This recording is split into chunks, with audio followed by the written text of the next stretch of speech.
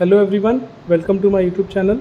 इस वीडियो में हम लोग महाराष्ट्र स्टेट बोर्ड क्लास 12 के मैथ के सारे इंपॉर्टेंट क्वेश्चन में लेके आया हूँ। सबसे पहले डिफरेंशिएशन चैप्टर, जिसका वेटेज है 9 मार्क्स।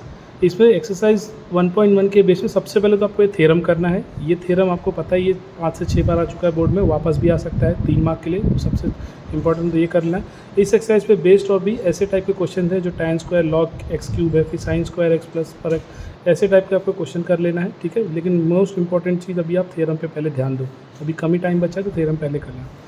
एक्सरसाइज 1.2 पे भी पहले थ्योरम बेस्ड dx/dy वाला 1/dy/dt ये वाला थ्योरम आपको करना है। 5-6 बार आ गया, वापस भी रिपीट हो सकता है, तो पहले आप थ्योरम पे फोकस करो और ऐसी टाइप के आपको सम करने हैं। tan inverse x, sin inverse x, ये बोर्ड में आए हुए क्वेश्चन हैं। नेक्स्ट इसी चैप्टर से एक्सरसाइज 1.3 पे भी आपको ये कुछ क्वेश्चंस मैंने दिए हैं, इसी टाइप के आपको क्वेश्चंस करने हैं। अगर आप ये एक्सरसाइज अटेम्प्ट कर रहे हो तो, नहीं तो मैं तो यही प्रेफर करूँगा कि इतने कम टाइम में आप पहले थ्योरम फोकस करो और ऐसे टाइप के क्वेश्चन हैं जो बोर्ड में आए हुए हैं और जो वापस आ सकते हैं। ये अंडर रूट वाला तो साइन में भी आया था, अभी देखो tan में भी आया है, तो 23 में है, तो ऐसे करके जाओ। एक्सरसाइज 1.4 पे अगेन थ्योरम है, तो ये पहले थ्योरम तो कर ही लो आप। बाद में ऐसे टाइप का एक क्वेश्चन है जहाँ पे x और y की वैल्यू आपको दी रहेगी और आपको डिफ्रेंशिएट करना रहेगा। तो ये पैरामीट्रिक फंक्शन है, ये ऐसे टाइप के यही क्वेश्चन देखो बाद में मार्च 13, मार्च 19, मार्च 22, मार्च 18, तो यही क्वेश्चन आप कर लो अच्छे से, ठीक है। ऐसे ही x और y हो सकता है वैल्यू चेंज करके दे दे और आपको वैल्यू निकालना है। तो बेसिकली देखो साइन कॉस ऐसे ही वैल्यू पूछे जा रहे हैं, ठीक है। 1.4 कर लो अच्छे से, ऐसे टाइप के सम। 1.5 अगेन 2 बार डिफरेंशिएशन यहाँ पे करना है, तो ऐसे ही टाइप के क्वेश्चंस आप कर लो। अगर लास्ट मंथ में आप कर रहे हो, जो कि मार्च 15, मार्च 22, मार्च 23 में आया है, तो वापस ऐसे ही वापस आ सकता है। अगला चैप्टर है एप्लीकेशन ऑफ डेरिवेटिव। डिफरेंशिएशन के 3 थ्योरम अगर आप कर ले रहे हो, बाकी कुछ नहीं कर रहे हो, तो आप इस चैप्टर पे जरूर ध्यान दो। इस चैप्टर पे जो सारे वर्ड प्रॉब्लम है एक्सरसाइज 2.1 के, सारे कर लो, देख लो। 13, 16 ऐसे बार पूछा गया है। और अगर एक वर्ड प्रॉब्लम है, अगर वो कर ले रहे हो, तो दूसरा टाइप इसी एक्सरसाइज में बचता है, find equation of tangent to the curve. ये जो टैंजेंट टू द कर्व वाले क्वेश्चन है, ये आप देख सकते हो यहाँ पे 3 बार आ चुका है, अक्टूबर 13 में भी, मार्च 19 में भी, मार्च 22 में भी। तो ऐसे क्वेश्चन आप कर लो टैंजेंट टू द कर्व वाले, ठीक है। तो 2 टाइप के क्वेश्चन है। एक्सरसाइज 2.2 पर आप अप्रॉक्सीमेशन करके ही जाना है, मस्ट डू है। हर बार देखो, हर सेकंड थर्ड ईयर पूछा गया है, लास्ट ईयर भी पूछा गया था, तो ये इसको तो भूल के भी लीव नहीं करना है, यही करो आप अप्रॉक्सीमेशन की, ठीक है। ऐसे टाइप के क्वेश्चन आपको आने वाले हैं। एक्सरसाइज 2.3 अगर आप कर रहे हो तो वहाँ से रोलेस थ्योरम करके जाओ। रोलेस थ्योरम देख रहे हो, मार्च 14, मार्च 18, जुलाई 14 ऐसे भी आया हुआ है। और दूसरा टाइप जो बनता है वो लैग्रेंजेस मीन वैल्यू थ्योरम, ठीक है, तो वो भी आपको करके जाना चाहिए। मार्च 23 में भी आया था लैग्रेंजेस मीन वैल्यू थ्योरम। 2.4 में जो भी वर्ड प्रॉब्लम है वो आप कर लो। तो वर्ड प्रॉब्लम देख सकते हो आप 14, 15, 18, 17, 16, मतलब 14 से लेकर 19 तक तो हर बार आया था। 2021 में तो कोविड ही था, 22 और इस साल 23 में नहीं आया था, तो वापस 23 में क्वेश्चन आने वाला है, इसलिए वर्ड प्रॉब्लम तो करके जाओ 2.4 का, ठीक है। फिर आ जाते हैं नेक्स्ट चैप्टर, इंडिफिनिट इंटीग्रेशन। बहुत बड़ा चैप्टर है, 10 मार्क का है। तो सबसे पहले तो 3.1 के बेस पे तो आप खाली ये वाला प्रॉपर्टी कर लो, वो बस है। अभी लास्ट मिनट सब तो नहीं कर पाओगे ना, तो ये वाला क्वेश्चन आप कर लो प्रॉपर्टी का। 3.2 में भी आपको ये वाले क्वेश्चन कर लेने हैं जो अक्टूबर 15 में आया हुआ है। और वैसे ही जो नेक्स्ट है इवैल्यूएट, ये ऐसे टाइप का क्वेश्चन कर लो। और नहीं तो ये इंटीग्रल्स, ये दोनों इंटीग्रल्स जो कि करके जाओ। देखो मार्च 18 में भी एक आया है, अगला वाला मार्च 19 में आया है, और फेब 20 और मार्च 22 में ऐसे टाइप के क्वेश्चन आए हैं, ठीक है। तो ऐसे टाइप के क्वेश्चन कर लो। और जो प्रॉपर्टी जो है ना प्रूव कर, तो मस्ट डू करके ही जाओ। 3.3 में भी ये देखो प्रॉपर्टी जो है, ये प्रॉपर्टी पे ही ज़्यादा ध्यान दो। थर्ड चैप्टर में प्रॉपर्टी पे ही ज़्यादा ध्यान दो। देखो यहाँ पे फिर वही प्रॉपर्टी है। फिर ये मार्च 6, मार्च 20, फेब 20 में पूछा है डेरिवेटिव, ये डिफरेंशिएशन का के बेस पे ही जो ये प्रॉपर्टी है ना यूवी रूल, उसी की तरह देखो इसमें भी है, इंटीग्रेशन भी है। तो ये वाला करके ही जाओ। लास्ट ईयर आया 23 में नहीं आया, तो हो सकता है 24 में पूछ दे। देख रहे हो ना, 2, 4, 9, 13, 17, 22, तो मस्ट डू है। देखो जो प्रूव है और जो थियरम है वो आप वही करके जाओ अभी, डेफिनेट और इंडिफिनिट इंटीग्रेशन के, ठीक है। बाकी किसी पे ध्यान मत दो। 3.4 में इसी बेस पे क्वेश्चन है, अगर आपको करने हैं तो आप अटेम्प्ट कर लो। ज़्यादा टाइम तो बचा नहीं है, तो इसलिए तो कर लो। जो स्टूडेंट्स जिन्होंने पहले करके रखा है उन्हें कल रिवीजन करना है। डेफिनेट इंटीग्रेशन में भी काफ़ी लंबा चैप्टर है, 6 मार्क का है। ये सारे प्रूफ, यही 4.2 की यही प्रूफ आप करके चले जाओ अभी लास्ट मिनट पे। पक्का इसमें से क्वेश्चन तो फंसने वाला है, ठीक है। फिर देख सकते हो आप मार्च 18, बाकी यहाँ तक मार्च 14, 16, 9, मार्च 20 पूछा गया है। 22 में नहीं पूछा है, 23 में भी नहीं पूछा है, तो इस साल ये पूछने वाला है, ठीक है। 4.2 अच्छे से करके जाओ। एप्लीकेशन ऑफ डेफिनेट इंटीग्रेशन जो है वहाँ पे एक ही एक्सरसाइज है, तो सारे क्वेश्चन आप करके जाओ। 4 मार्क का आता है, एक ही क्वेश्चन आता है, कभी कभी 2-2 मार्क में बाइफरकेट हो जाता है। तो एप्लीकेशन ऑफ डेफिनेट इंटीग्रेशन के सारे क्वेश्चन करके जाओ, सब 4 मार्क में आते हैं, लेकिन 23 में ऐसा हो गया था 2-2 मार्क के पूछ दिए थे, 2 छोटे-छोटे क्वेश्चन, ठीक है, कर्व वाले। तो इसलिए एक ही एक्सरसाइज है तो अच्छे से पहले तो यही कर लो, लास्ट राउंड स्टडी करो तो पहले एक्सरसाइज कर लो तो आपका ईजी हो।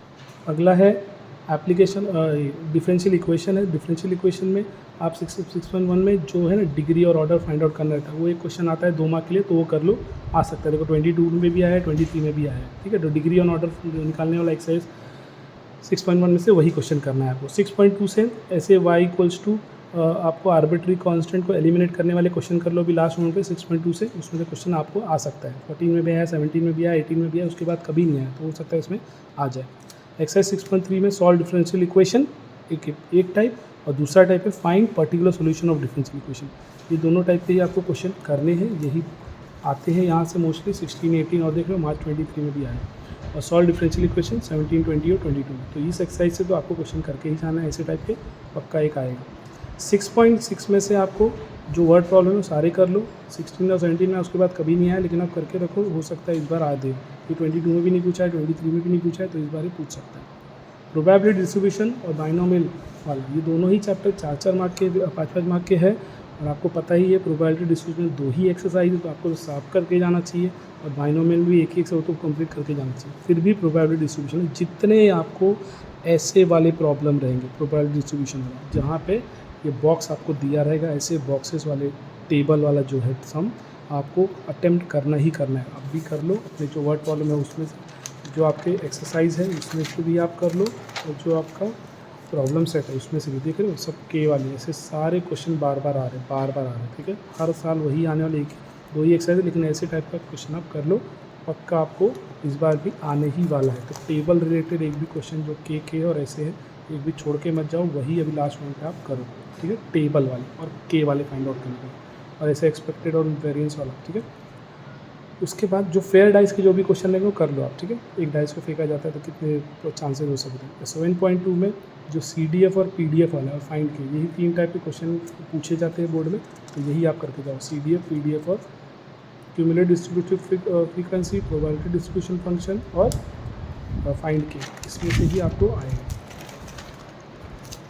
बाइनोमियल डिस्ट्रीब्यूशन आप करके जाओ, भी ये वाला एक ही एक्सरसाइज है, लेकिन उसमें भी ना ये जो फेयर कॉइन है, देखो tossed 8 times, tossed 5 times, tossed 9 times, tossed 8 times, tossed 10 times, ये क्वेश्चन आप देख रहे हो, मार्च 14, 15, 17, 18, 20, 22, हर साल ऐसे क्वेश्चन पूछे जा रहे हैं फेयर कॉइन का, ठीक है, इस चैप्टर में से, तो वो तो करके ही जाना है। देखो 6 टाइम्स वापस 23 में, तो आप समझ गए होगे डाइस थ्रोन और जो कॉइन टॉस, ये वही वाले आपको क्वेश्चन करके जाना है, वो कंपलसरी उसमें से ही वापस आएगा, तो डाइस थ्रोन है तो फेयर कॉइन टॉस, ठीक है।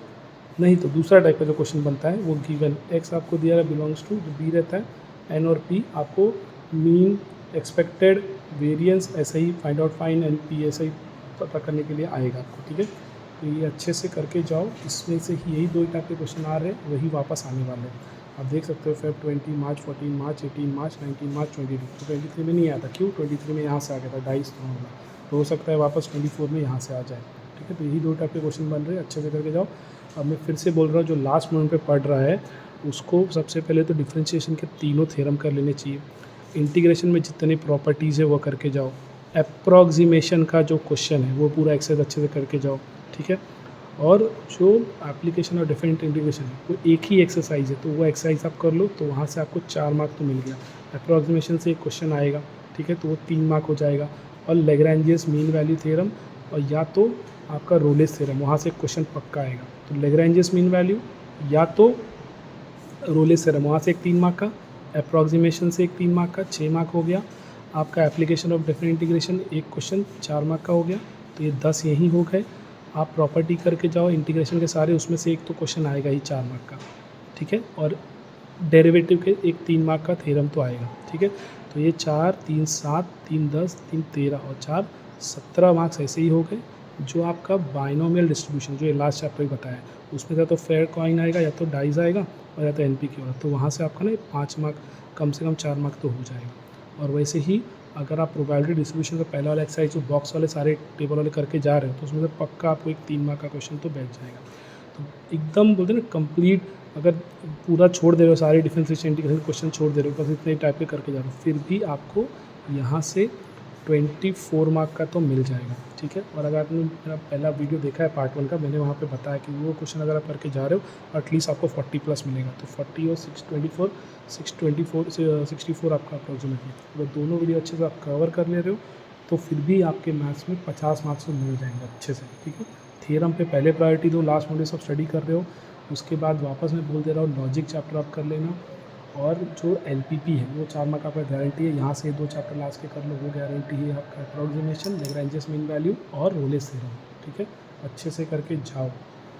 Thank you, all the best for exam.